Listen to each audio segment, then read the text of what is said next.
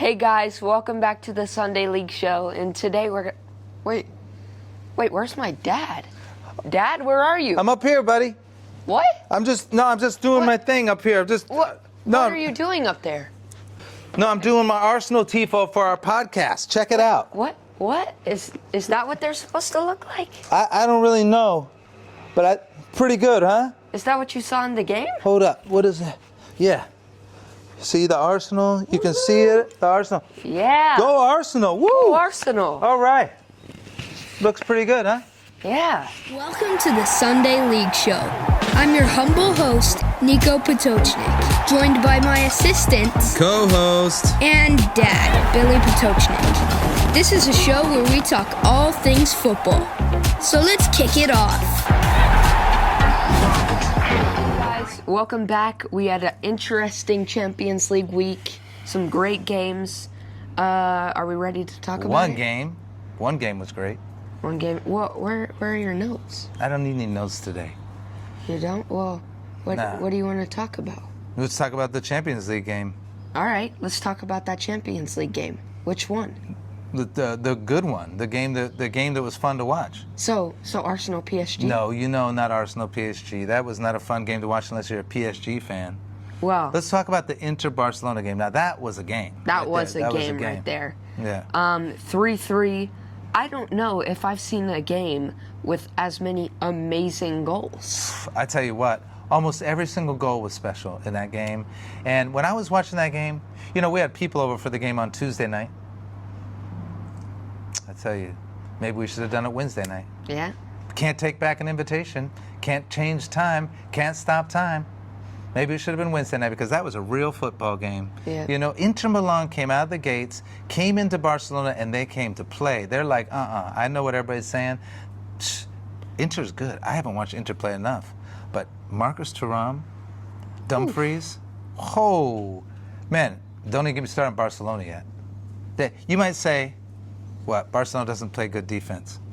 Well, okay, but they play football. They came to play. They scored their goals. They were able to score their goals. Neither team played scared. I mean, what do you think about that game? That game, it really had in everything you want in a football game. You had a team who you didn't think would win, Inter, go up 2-0 in the first 20 minutes. Yeah. A bicycle kick and a crazy first-minute goal. And then you had Barça come back. Well, nothing unusual there, really. Barcelona knows how to attack and score goals. I mean, I thought Inter was going to win this game. They're going to go back to Milan, and Barcelona is going to have to turn over a deficit on the road at Inter, and it is not an easy place to play at the San Siro. And hats off to Barcelona. Yeah. Lamine Yamal. Oh, my God. Damn. That kid. Ooh, wow. Oof. He made something out of nothing. He makes me look at my life and be like, whoa, what am I doing? Like... Take a long swim. No, he is just so gifted. Is he better than Saka? I mean, I think the debate is closer now, but I don't want to touch on that right now. Both players can make something out of nothing. Because Lamine Yamal is going to, that same play, he's going to, maybe if you did that 10 times, he hits it 3 or 4 times, but it doesn't matter because most players in the world are never going to get that. He dribbles people, and then he shoots the ball to the far upper left corner, was it? Yeah. Did he do that with his right foot? Left foot. He did it with his left foot. Okay. Wow. So he did that with his left foot. Just pretty amazing. Amazing goals. Raphinha. Raphinha, what a player. Like 30 yards. 20 yards. You know what I think makes Raphinha so special is he's he is all team. Yeah. Like he doesn't mind having the spotlight and doing something incredible because he can do that, but he is all about the best play. When that ball came in, so many players would have tried to head that on goal. He just heads it right across goal. He knew exactly what he was doing. Head it right to Ferran Torres. Torres. Right to Torres. Boom. Yeah. Beautiful goal. They were never out of it, and they knew they were never out of it. They come back and tie. Now, if you're Inter, you got to be thinking, we went into Barcelona's, what is going to say? I was going to say the Camp Nou, but they're not at the Camp Nou.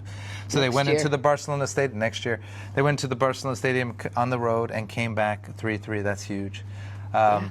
Well, they were leading for most of the game. Yeah, leading for most of the game. They never went down. No. Ever. And yeah, I just think if you're Inter, that's a win. You're going back home with a draw. Yeah. You got a draw against one of the best teams in the world. So. And what's up with Inter's fans? Those away fans, they're all side by side, they're all wearing black, and they're all moving in unison. Yeah. And I mean, I just get so impressed with the fanship on the continent, which leads me to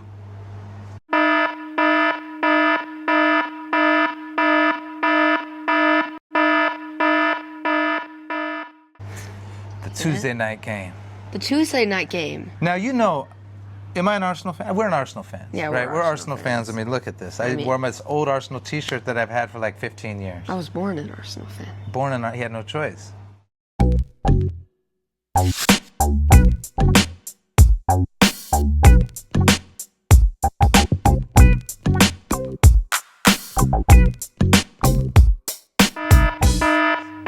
But I tell you what, sometimes Arsenal, you make it really hard to be a fan. When we see that display on Tuesday night, you know, hey, look, I thought we were off to a good start. North London forever, you guys were singing loud and proud. Because that's the fans. The fans are doing that. And then you see that, I don't even want to talk, I'm traumatized by this. You see that sorry excuse for a tifo being hung from the stadium banners. That's not a tifo. That's not That's even a our tifo. logo. It's a logo. This is what's wrong with the English game. It smacks of corporate sterility. That's what's wrong with the English game. I'll tell you what, English fans are not going to hear it because sometimes English fans are myopic. The English Premier League fans only watch the English Premier League. You think it's the best league in the world simply because it's got the most money. Do they win the Champions League every year? No, they don't. So it's not the best league in the world. So just drop it. Okay, just drop it. They got the worst officiating in the world. That you think they got the best teams because they got 6, 7 teams that are always really good, that can switch spots and everything else. It doesn't mean it's the best league in the world because they have the most money. That's the world we're living in. You're just going to judge things by the most money. Look, money never set the trends, right? Art set the trends, and artists never had money. They're the ones that are setting the trends. The money's the ones that buy it. They buy it. They imitate. It doesn't mean it's the best. And the English Premier League, in many ways, is an embarrassment. Yeah, you fill up the stadiums. Yes, the stadiums are good, but it is sterile compared to the games in France, the games in Germany, the games in Italy, and the games in Spain. And Italy has a track around them most of the time. They got the lamest stadiums at all, and their fan experience is even better. Yeah. Because I've been to a Roma game, I've been to a Napoli game, and it blows anything I've seen in the Premier League away. And now I know I'm going to get the angry comments coming in, but it's just true. And look, Arsenal's my team, but that was embarrassing. That was and embarrassing. The fans, the Ashburton Army, Yeah. they had 4 different tifos that were real tifos that were cool that they submitted, and they got rejected and their money refunded. The board, I got a bone to pick with the board and also a little bit with the fans. The board denying that tifo. Yeah. What? I'll tell you. We need to make a statement. That is a statement. That's called real football. That's like when the fans run the show, a club can never go bad because the fans are the ones that care about the club. When the corporations and billionaires think they know better for the club than the fans do, that's when clubs lose their soul. Yeah. And that's unfortunately what we see too often in the English game. I can't necessarily lump some of the smaller clubs into that because it wouldn't be fair, because those smaller clubs get sold out. They're showing up every game and their teams fight for relegation. So I can't tee off on those clubs. But on basically every other one you can. This corporate sterility, basically it's unacceptable. And what you're seeing there is the Arsenal board kowtowing to what? Yeah. What are you kowtowing to? And you're basically saying, we know better for the club than the fans do. These fans have been going to the game. These fans are bringing their kids to the game. Their dads and moms brought them to the game. They've been going to the fans at Highbury, to the game at Highbury when they were standing on the clock side of the game, okay? Yeah. Of the stadium. It's just, you know what? There's no excuse for it. And this is what clubs are special because of the fans. You know, Nico, Should we talk about real quick what happened on the pitch? PSG outplayed Arsenal. Arsenal was chasing shadows basically all game long. Arsenal, the good news is Arsenal's probably not going to play any worse than they can't play worse than they played. Okay, Declan Rice was still a stud. Saka was pretty good. You know, Saliba was pretty solid. But PSG, they ran circles around Arsenal. Arsenal was not ready for that kind of speed, that kind of pressing, and confidence. I'm going up. You got to give me a volume or something. But it's like once you see your club go down 1-0 early, does that give you the right to stop chanting? It's a good point. It was a library in there. Yeah, opposite of the Real Madrid home game.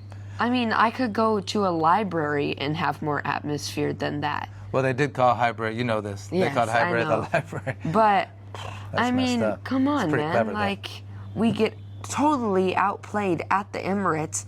I heard the PSG fans more than I heard the Emirates. And now here's the other thing. The PSG fans are no joke.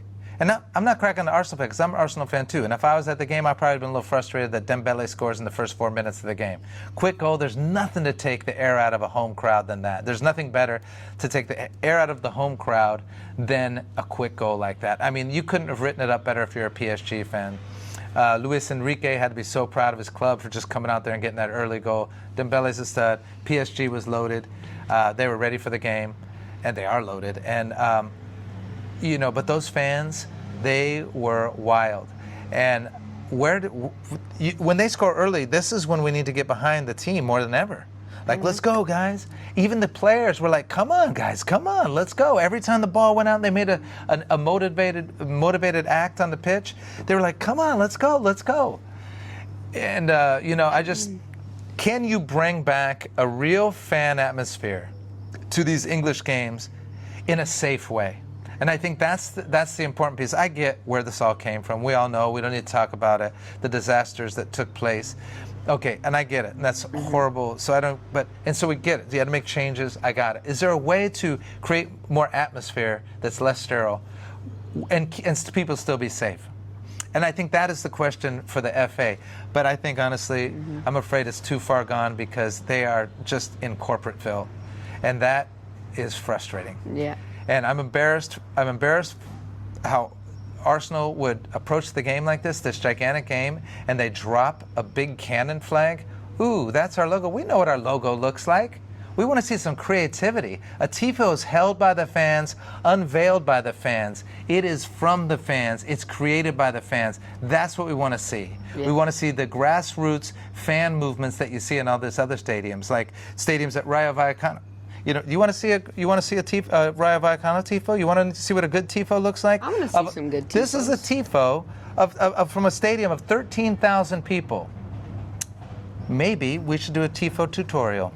What do you think? Let's do that. All right, you got it, guys. This is what tifo look like. Arsenal, I hope you're paying attention. So here's what a great tifo looks like. This is Rayo Vallecano. Check it out. And what about Real Sociedad? Oh, that's pretty cool. That is cool. Oh, what about Lille? Oh, that's a little tifo. Pretty cool. Remember that Roma game we went to? Oh yeah, that was cool. They do tifos too. They do them well. And I'm pretty sure Union Berlin do tifos too, right? Oh, I'm pretty certain they do. And Dad, what about that Napoli game we went to? Oh yeah, they do tifos too. They do. And what about our city's team? Oh, OGC. Oh, OGC Nice. Yeah, they definitely do tifos. They definitely do. Mm-hmm. Cool. Wow. Nico, what about St. Pauli? Is that even a question? Of course St. Pauli do tifos. Let's see. Holy moly. And Dad, remember that time we went to Toulouse? Oh yeah, that was fun. Yeah, that was fun. They don't do tifos, do they? Oh, Toulouse do tifos. What? Yeah. Wow. What? They do tifos Yeah. real well. You know, I'm starting to get the idea that like a lot of these clubs do tifos. Yeah. Sampdoria? Sampdoria does tifos? Sampdoria does tifos. Let's see what Sampdoria is doing. Let's see, because I don't really believe it. Whoa. Whoa. Sampdoria does do tifos as well. Yeah. I hope certain clubs are paying attention. Yeah. Certain clubs that start with A. Maybe a whole league. I hope a whole league is paying attention. A. Yeah. The whole Well, print. until next time, guys, I hope you enjoyed the tifos. Looking forward to the Champions League games. Whoever you're rooting for, let's just hope that they're entertaining, exciting games. And look out for the incredible tifos. Remontada. We'll show Real Madrid how to do that one.